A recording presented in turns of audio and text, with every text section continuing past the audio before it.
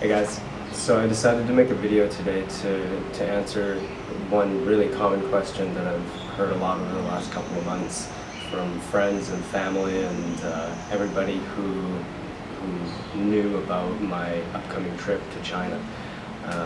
They all wanted to know why China. What is it about this place that made me choose to come here, and not just to travel, but to live here and work here for a year. So to catch you up a little bit, I've recently started a contract with a university here on Hainan Island in the capital city called Haikou. And the common question that they said is, why here? So I decided about 4 years ago that I wanted to put my university education to use in a bit of an unconventional way. I tried, after studying international business and English and minoring in Spanish, I didn't know exactly what I wanted to do. I tried working in the business environment for a little while, and I just wasn't wild about it. It wasn't a great fit for me. And then I made the decision to go back to school for just for a few months is all it took to get a certification to teach English as a second language. And I figured that a great way to use international business and English is to make international English, because a big part of what I've always wanted to do is travel to different parts of the world and not just pass through, but to spend time there, because I think that's the best way to really get an idea of how people are living and what the lifestyle is like in different places. So during university, I had the opportunity to spend a semester in Ecuador in South America for 5 months and studied Spanish there and really enjoyed it. Had a fantastic time. And so years and years passed, and I graduated, and I went on and started working in my hometown in Calgary, Alberta, in Canada. And I found that although one of my main goals was to earn and save money and go travel to other places, I just wasn't really fulfilling that goal for whatever reason. I found that I was spending all my money in Calgary and a lot of it just to pay for my apartment and have a vehicle and those kinds of basic things. And I just wasn't achieving the goal of international travel. So I decided to take this course to teach English as a second language. After a few months there, when I finished with that program, I found myself in a job that I was really enjoying, and so it was more than 3 years before I finally decided to leave that line of work and to take the leap and go abroad. So when I first started looking around for places to teach abroad, naturally I looked to Latin America first. I had the language already, and I was more or less familiar with Latin culture, and so I started researching which countries in Latin America would be the most lucrative, where I could actually earn more than what it cost to live there, so that I could put some money away. And the more I looked into it, the more I realized that it just wasn't feasible. So many other people had the same idea and enjoyed Latin America that I realized that everybody who was going to teach there was earning little to no money. Like literally some people were just going down to volunteer and teach English in Latin America. Because it's a popular place to be, understandably. So that's when I started looking around. I actually found a YouTube video by a guy named Ben who has a website called BenTeachesEnglishOverseas.com. I'm going to put a link to his website in the bottom in the comments of this video.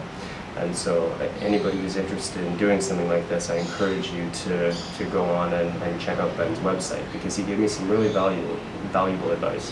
There were a couple of things in particular. The first was that teaching English overseas doesn't just have to be a gap year fun thing that you do after you finish university to go blow off some steam and have some fun for a year. He spent, I believe, 14 or 15 years teaching English abroad, and he treats it like a business. And you can learn more about this on his website, but he actually earned and saved enough money during his, let's say, 14 years teaching English abroad that he was able to retire to Latin America with a passive income that allows him to live comfortably there. And yeah, he did it all by teaching English. So it is something that can be taken seriously. The next thing he taught me was that Latin America is not the place to make money. It's a good place to go retire once you've made the money already. So he redirected my search to Asia, and he suggested that I look at a couple of countries in particular. A lot of people, you probably all know somebody who's taught English in either Japan or Korea, but the countries that he told me to look into a little more were actually China and Vietnam, and primarily for the reason that it's possible in China and Vietnam to make more money than you're spending to live there. So that's not always a problem. Like, there are definitely people who've made a fair bit of money in Korea and Japan, but I think it was probably a little bit easier in past years. And at any rate, China in particular just happens to be one of the largest markets for English language learning. English has kind of become almost a second language in China. Now, that's not to say that you're going to go out and walk down the street and just find people speaking English everywhere. That's very much not the case. Believe me, I don't speak any Chinese, and I'm relying pretty heavily on my Google Translate app on my phone. But I do intend to learn some Chinese and get more into that in the future. But anyway, I'm getting off on a tangent. So the reason that China is such a great place to come is because it's such a massive country. There's like 1.4 billion, correct me if I'm wrong, put it down in the comments, but I think it's around 1.4 billion people in China. And they've recognized how essential English is for them to be able to participate in the global economy. So, and as you probably already know, China is very economically ambitious. They've made huge strides in the past 10, 20, 30 years since they started opening their doors to the Western world and to places outside of China. And for the most part, the people here seem to embrace Western culture and Western language fairly readily. So yeah, it's a good place. And moreover, it's fairly cheap to live here. So what's typical when you come to teach English in China is that you get an accommodation provided by your whatever school you're working for, whether it's a grade school or a post-secondary like college or university. And that's a big step. As everybody knows, like in North America, people often spend a significant portion of their after-tax income just on their living expenses. The next thing is food and transportation. So although most people who come to China to work, who are foreigners, generally don't purchase a vehicle, they might purchase like a little scooter, moped kind of thing, but really none of that's all too necessary. Like, I've only been here a little over a week, but I'm finding that transportation is very inexpensive. I can take a taxi within a, say, 15-minute radius for the equivalent of about $2 Canadian, so $1.50 American. So it's a very viable way of doing it, and it's not really a place where most people would want to drive. I tried driving a little bit in Latin America, and it was wild, but it was possible. Traffic here is absolute chaos. The only law that's adhered to on Chinese roads is the law of gravity. Everything else goes. So it's yeah, I'm quite content just taking a taxi everywhere around here. Aside from that, I do use the bike share program quite a bit. So pretty much everywhere you go in China, and I'll do a video on this later, but everywhere you go in at least where I am, you see there's a few different colors like green, yellow, and orange, and the color of the bicycles that you find sitting around on public sidewalks indicates the bike share company that bike is owned by. So you get a membership and an app on your phone, and you scan a little QR code on the bicycle, and it unlocks it, and you ride around, and it charges you an extremely modest rate to be able to use that bicycle. And it's great. I mean, you don't have to buy it. The very best part is you ride it where you need to go. So say I ride to the grocery store, and then I go in, and as often happens, I buy way more groceries than I thought I was going to, and there's no way that I could bring those groceries all home on a bicycle. So instead of having to leave my bicycle there, take a cab home, and then come back to get it, I just leave the bike there, and I take a cab home. And if I decide I want to go out after that, I just go and I grab another bike sitting right out in front of my apartment. So yeah, I'll do another video on that and show you exactly how that works, but very convenient. It's something that I hope becomes more popular in North America. And then food was the other one. And it's, as with food anywhere, the key difference as to what's affordable and what's not is to eat local. So if you're eating Chinese food, if you're eating fresh produce and meat and things that aren't processed and imported, then it's extremely inexpensive to eat here and to eat well. I found that the food is fresh, it's great, and I've only eaten out a couple of times, because generally I have to have somebody come with me who speaks Chinese and reads Chinese, because otherwise I'm just randomly pointing at the menu and playing, dinner roulette. So yeah, I haven't eaten out a whole lot, but I haven't gotten sick either time, and I really enjoyed the food that I had out. Once was hot pot, and the other was a more traditional, what you'd expect, a bunch of different dishes, fish and beef and chicken and some rice and lots of different vegetables, some that I've never even seen before. So yeah, I mean, if you're not drinking imported wine and eating, really, like the Western food gets a little more expensive. If you want to eat burgers and pizza and that kind of thing every day and live like you live back home, which is not to say better, but just different. Like if you want to eat Western food here, then it's going to probably be more expensive than that same Western food would be back in North America, because it's kind of a specialty dish here.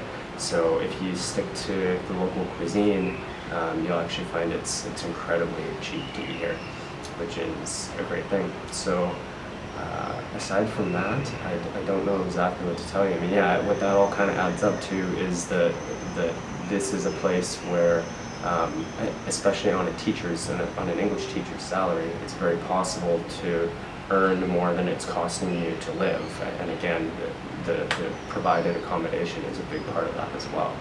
And so, but that being said, even if you're just coming here to kind of do your own thing and work through some other type of means other than a school, I've heard people say that you're looking at around $300 a month for an apartment, which is half or a third of what you'll typically pay.